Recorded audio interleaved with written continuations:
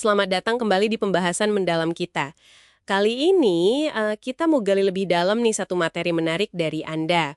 Kutipan dari The 48 Laws of Power. Ya, buku yang sering jadi omongan ya, kontroversial tapi isinya bikin mikir. Betul. Dan kita mau fokus ke satu strategi spesifik yang, wah, cukup menarik.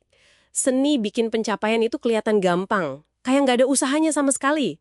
Bener, jadi bukan cuma hasilnya tapi kesan yang ditampilkan itu loh. Misi kita hari ini yaitu membongkar gimana sih menyembunyikan kerja keras ini bisa jadi semacam alat kekuasaan gitu. Berdasarkan contoh dari sumber ini. Sip, kita lihat nanti gimana persepsi itu mainin peran penting. Apa yang kelihatan di luar, seringkali, ya beda banget sama kerja keras di belakangnya. Mari kita bedah beberapa hukum spesifik dari sumber Anda. Ya untuk Anda, tapi selalu ambil penghargaannya. Wah, ini langsung to the point ya. Haha, iya. Gamblang banget. Idenya kan kalau mau kelihatan berkuasa, ya jangan sampai kelihatan capeknya, keringatnya. Contoh dari sumber Anda itu Tesla sama Westinghouse. Ah, iya. Kasus klasik gitu. Sistem AC Tesla itu kan yang jadi standar ya sampai sekarang, tapi anehnya nama Westinghouse yang justru lebih dikenal publik terkait penemuan itu. Nama Tesla kayak hilang aja gitu. Betul. Itu nunjukin gimana narasi publik bisa dibentuk. Seringkali kan wajah proyeknya yang diingat, bukan semua orang di belakangnya. Jadi kredit nggak selalu lurus sama usaha ya. Tepat. Nah, buat Anda nih, ini bisa jadi pengingat pentingnya ngelola gimana kontribusi tim atau kontribusi Anda sendiri itu ditampilkan keluar. Bukan cuma kerja keras, tapi siapa yang kelihatan jadi arsitek utamanya. Masuk akal. Dan ini nyambung ke psikologi kepemimpinan katanya. Gimana tuh kaitannya? Nah, ini menarik. Di bagian kunci kekuatan buat hukum ke-26, sumber Anda nyebutin sesuatu yang agak kontraintuitif mungkin. Pemimpin yang kelihatan kerja keras banget itu malah bisa dianggap lemah. Oh iya, kok bisa gitu? Mungkin dianggap nggak kompeten atau nggak bisa delegasi kerjaan. Sebaliknya, orang yang beneran kelihatan berkuasa yang punya aura itu biasanya kelihatan tenang, nggak buru-buru, kayak semua terkendali. Kayak santai aja gitu ya. Ya, sumbernya bilang, mereka tampaknya tidak pernah terburu-buru atau terbebani. Tahu cara menemukan orang yang tepat untuk berusaha. Jadi mereka jaga citra tenang, sementara mungkin orang lain yang ngerjain kerjaan kasarnya. Ah, jadi bukan cuma soal ambil kredit ya, tapi juga jaga penampilan biar nggak kelihatan pontang-panting. Sekali. Dan ini penting buat kelihatan effortless. Nah, ngomongin soal jaga citra bersih ini, meskipun mungkin ada kerjaan kotor yang dilakuin orang lain, ini nyambung banget ke hukum ke-26. Jaga tangan Anda tetap bersih. Ini kayak level selanjutnya ya. Bisa dibilang begitu.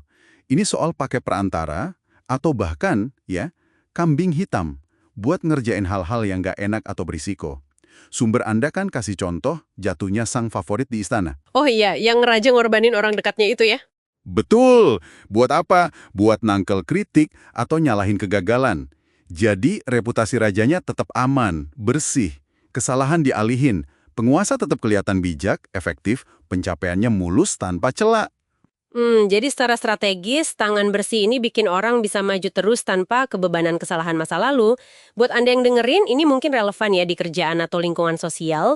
Gimana caranya jaga jarak dari kontroversi biar citra kita aman, bikin jalan kita kelihatan lebih mulus. Dan semua ini ujung-ujungnya kembali ke hukum kelima.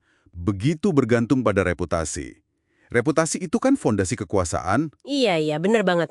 Jadi, menyembunyikan usaha keras, kesalahan, manuver licik di balik layar, itu semua cara buat bangun dan jaga reputasi yang solid. Reputasi orang yang selalu berhasil, yang bikin semuanya kelihatan gampang. Contoh Jenderal Cukuliang di sumber Anda itu kuat banget di sini. Oh, yang dia hadapin pasukan besar cuma sama sedikit prajurit itu? Iya, pasukannya kalah jumlah jauh. Tapi apa yang dia lakuin? Dia malah buka gerbang kota, terus duduk santai main musik. Keren banget itu.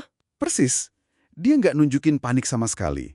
Nggak ada usaha buat ngelawan terang-terangan.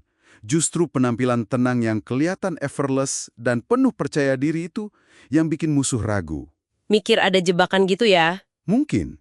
Intinya, mereka jadi takut terus mundur. Ini contoh ekstrim gimana penampilan ketenangan dan kontrol menyembunyikan kerapuhan atau usaha keras di baliknya itu bisa jadi sumber kekuatan itu sendiri. Kayak kutipan Balzac di sumber itu. Manusia unggul mendukung peristiwa dan keadaan untuk membimbingnya. Kelihatan mengendalikan situasi, bukan dikendalikan. Oke, jadi kalau kita rangkum nih, pelajaran utama dari pembahasan kita kali ini, kekuasaan dan pengaruh itu seringkali bukan cuma soal apa yang Anda lakukan, tapi juga apa yang Anda pilih untuk nggak diperlihatkan. Ya, menyembunyikan keringat, keraguan, langkah-langkah di balik layar. Nah, dan bikin pencapaian Anda kelihatan alami, kayak datang gitu aja, itu seni menyembunyikan usaha yang, wah, kuat banget dampaknya. Nah, sebagai penutup nih, mungkin ada satu pemikiran ya buat Anda bawa pulang. Kita udah bahas gimana menyembunyikan usaha bisa jadi alat efektif buat nunjukin kekuasaan, kontrol, citra pencapaian yang mudah. Tapi, coba pikirkan ini. Di situasi kayak gimana ya, justru transparansi soal kerja keras, tantangan, bahkan mungkin kegagalan yang Anda hadapi, itu malah bisa bangun kepercayaan dan hubungan yang lebih otentik. Gimana Anda secara sadar menyeimbangkan strategi nunjukin kekuatan yang tampak mudah ini sama kebutuhan akan keaslian dalam interaksi Anda sehari-hari? Pertanyaan bagus tuh buat direnungkan.